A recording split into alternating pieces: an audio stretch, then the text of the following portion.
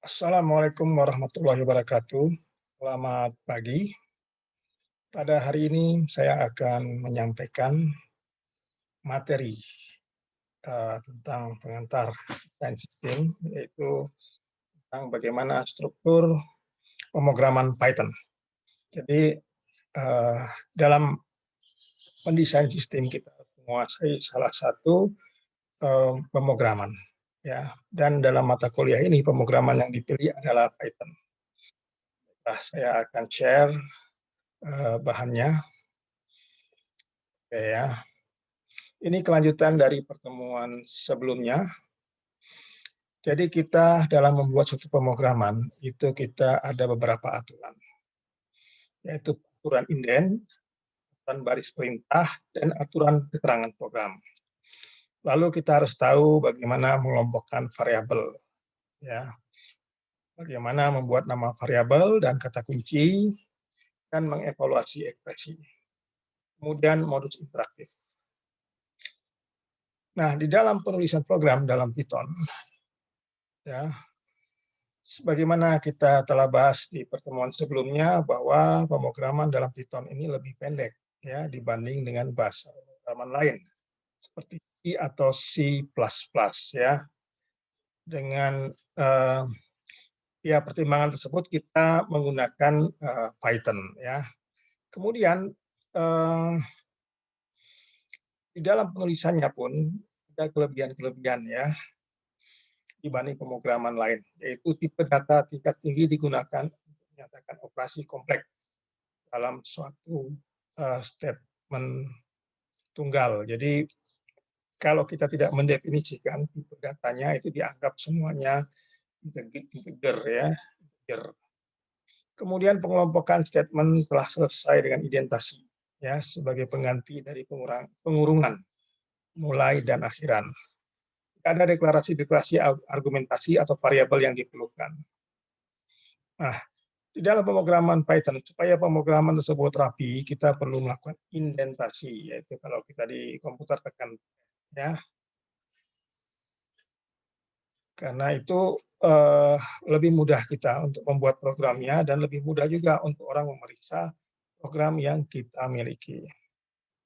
Jadi untuk membuat indentasi, kita mengindent adalah subprogramnya ya. Jadi diletakkan satu berapa spasi ya dari kiri ya. Nah, jadi misalkan contoh ini ya. Di Java ya, ini contoh program di Java. In sama dengan 0 ya. If equal dengan 0, ini ada dalam kurung sistem out in nilai Jadi ini jika A sama dengan 0, maka print nilai A sama dengan 0. Jika tidak, print A sama dengan 1. Kita lihat di sini ada indent ya. Jadi tidak semua program itu satu baris ini ya. Tapi supaya rapi dan ini supaya mudah kita periksa, ya harus dibuat dalam bentuk indent ya. Nah, contoh yang lain, jadi if A sama dengan B, ini tanda indentnya tekan, lalu print A sama dengan B, else print A. Ini artinya dalam indent kita bisa memilih ya sub, ini kita indentkan, sedangkan perintahnya tidak kita indentkan. Jadi ini bebas ya. Beda dengan ini semua, baik itu program maupun subnya kita indentkan ya. Nah, misalkan ini kita ingin membuat satu program ya dalam Python print ya, ini dalam kurung ya, ini tanda petik program sederhana angka n ya. Jadi ini untuk enter biasanya ya, beda baris ya. Lalu A sama dengan in. Nah, in ini menunjukkan bahwa itu bilangan integer ya. Masukkan input. Angka A berapa ya. Kalau ada tanda petik artinya itu akan terprint di screen. Ya, tanda ini juga sama ya. Tanda petik juga akan terprint di screen ya. Input angka B, jika if A sama equal B ya, maka print A sama dengan, jadi di sini ada indent ya. Lalu else print salah coy ya. Jadi kalau di output ya angka A masukkan 2, angka B sama dengan 2, 2 ya, sama dengan 2 karena kita diperintahkan di sini A sama dengan B ya. Nah, jadi indentasi ya dia digunakan untuk kita memudahkan untuk mempelajari program tersebut. Jadi di sini programnya kalau misalkan sama, dia sama dengan B ya. Jika tidak sama, maka dia salah coy ya. Nah, kita melihat ya bahwa dalam mengetik bahasa Python lebih mudah ya dibanding bahasa Java. Java Anda harus ketik panjang segini, lalu harus buat ketika perintah string ya. Kalau di Python tidak ya. Jadi dalam Python kita cukup print hello world ya, langsung keluar hello world-nya ya.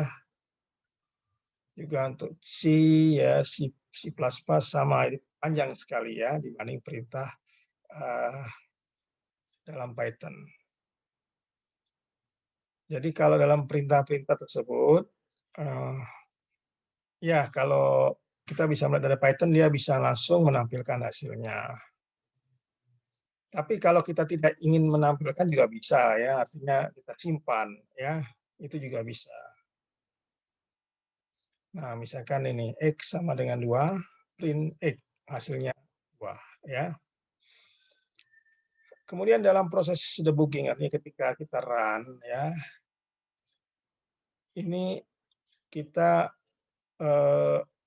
biasanya ya ketika kita membuat program, kita ingin agar program itu eh, dievaluasi oleh orang lain, atau ketika kita ngecek program kita bisa tahu ini apa maksudnya. Nah, biasanya memerlukan satu komentar ya. Komentar itu tidak akan diproses oleh komputer, hanya untuk kita sendiri ya. Biasanya tanda crash ya, tanda tagar ini ya, tanda pagar ya. Nah, jadi setelah meletakkan tanda tersebut, kita dapat mengetikkan kalimat apa yang diinginkan dan tidak akan diproses oleh sepertinya print hello ya. Ini tanda pagar mencetak string hello ke layar. Ini tidak akan diproses oleh komputer. Belajar Python. Kemudian kita perlu tahu yang disebut dengan variabel ya. Variabel adalah sebuah nama yang mempunyai sebuah nilai. Pendeklarasian kalimat membuat sebuah variabel atau variabel baru dan memberinya nilai. Contoh ya, belajar A sama dengan ini artinya kalau Anda tanda petik itu disebut dengan string ya. String itu artinya bukan numerik ya. Kemudian B sama dengan 5. Pi sama dengan 3,14 ya. Nah, jadi dalam memberikan nama variabel dengan tanda panah menuju ke nilai variabel. Nah, jenis ini dinamai dengan state diagram karena menunjukkan nilai-nilai yang merupakan nilai dari variabel tersebut. Contoh ya, A belajar Python. Jadi nilai variabel A itu adalah belajar Python base 5, pi sama dengan 3,4. Ya, ketika kita print A, maka yang akan muncul adalah belajar Python ini. Print B adalah 5, print B adalah 3,14. Nah, kemudian ketentuan mengenai variabel dalam Python. Variabel tidak perlu dideklarasikan menjadi tipe data tertentu, jadi lebih mudah. Kalau bahasa pemrograman lain Anda harus buat ini tipenya apa, floating, integer, dan sebagainya. Kemudian jenis data dalam variabel dapat berubah-ubah. Penulisan variabel harus diawali dengan huruf, dan untuk karakter selanjutnya bisa berupa huruf atau angka. Jadi kita bisa membuat nama variabel, misalkan A1 ya, di mana harus huruf ya.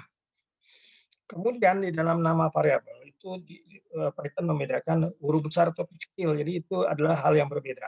Ya, walaupun misalkan kita buat bunga dengan B besar dan bunga dalam B kecil itu adalah hal yang berbeda ya, spesies yang berbeda.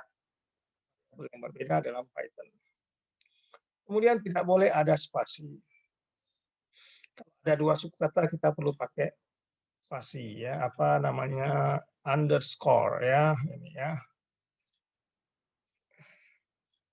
Lalu ada statement itu tidak boleh menggunakan variabel yang sudah menjadi keyword di dalam Python, misalkan tadi sinus ya, cosinus, print, kata-kata tersebut tidak boleh dipakai ya.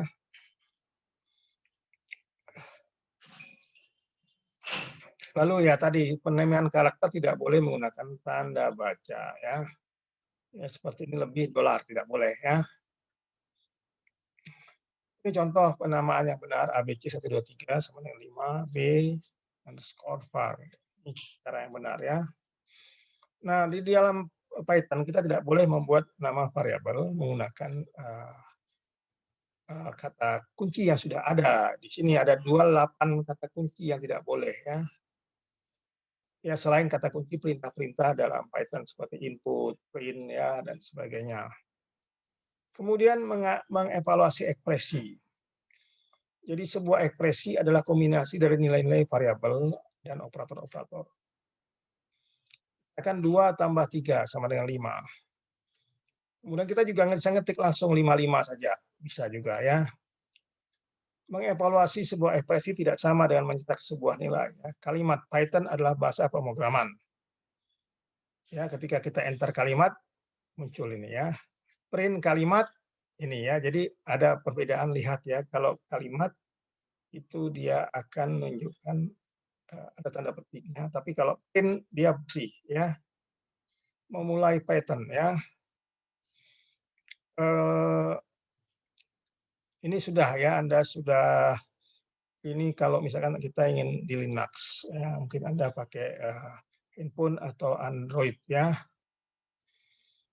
Nah, jadi dalam mengetik Python ya, baik itu pakai Linux, baik itu pakai Android maupun Windows ya, ada 2 cara ya. Menggunakan metode interaktif atau menggunakan script ya.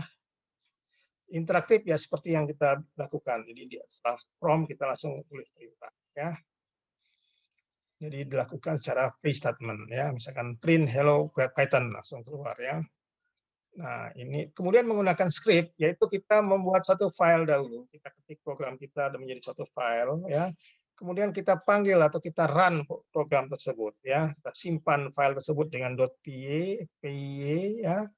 Kemudian kita run saja ya. Ini berlaku bagi program-program yang panjang ya. Kita perlu membuat script-nya dan ini Anda harus menginstal IDE script-nya ya. Ya.